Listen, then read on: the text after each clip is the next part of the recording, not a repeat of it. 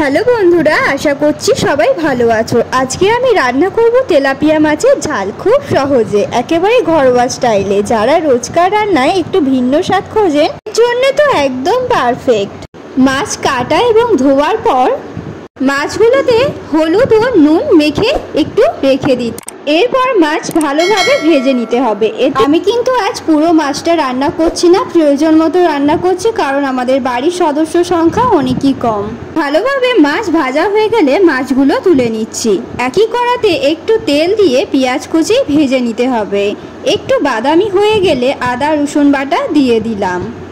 আদা রসুন পেঁয়াজের সাথে কিছুক্ষণ ভাজার পর হলুদ গুঁড়ো, জিরে গুঁড়ো, ধনে গুঁড়ো এবং লঙ্কা গুঁড়ো দিয়ে ভালোভাবে একসাথে নাড়তে হবে।